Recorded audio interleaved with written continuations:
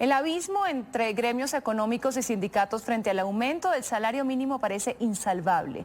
Mientras muchos consideran indignante la oferta del 2% que hacen los empresarios, para otros es absurdo que las centrales obreras planteen un incremento del 14% en medio del golpe que ha sufrido la economía por el COVID.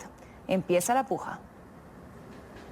Los gremios califican de prudente su propuesta de aumento del 2% para el salario básico y del 2% para el subsidio de transporte, que en otras palabras equivale a 17.556 pesos de básico y 2.057 pesos de subsidio, bajo el argumento de la catástrofe que ocasionó el COVID en la economía colombiana. Hemos hecho un planteamiento prudente, racional, moderado, para el incremento del salario mínimo que contempla una muy baja inflación que vamos a tener este año de 1.5, una productividad negativa del menos 0.6, pero también un punto adicional para que gane poder adquisitivo los salarios. Para las centrales obreras es necesario un aumento del 13.9% que corresponde a 1 millón de salario básico y a 120.000 pesos de subsidio de transporte, con el argumento de generar mayor consumo en la economía colombiana. ¿Cómo va a aportar el gobierno en la recuperación de la economía a través de los salarios? Y solamente bajo ese hecho de aportar enormes recursos de capital, lo cual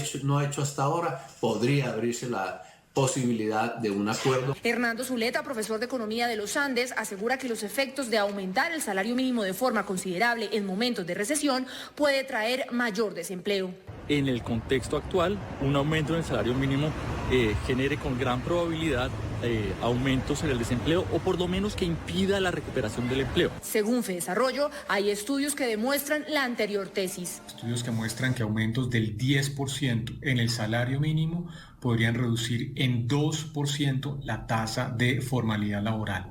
Para Iván Jaramillo, profesor de la Universidad del Rosario, el desempleo no depende del aumento del salario mínimo, sino de las condiciones de la economía. Por eso sí es necesario aumentar el poder adquisitivo de los colombianos. Es necesario tomar medidas de protección de la demanda agregada, de recuperación de la capacidad adquisitiva de los trabajadores, que fue fuertemente deteriorada como consecuencia de las medidas de la crisis económica.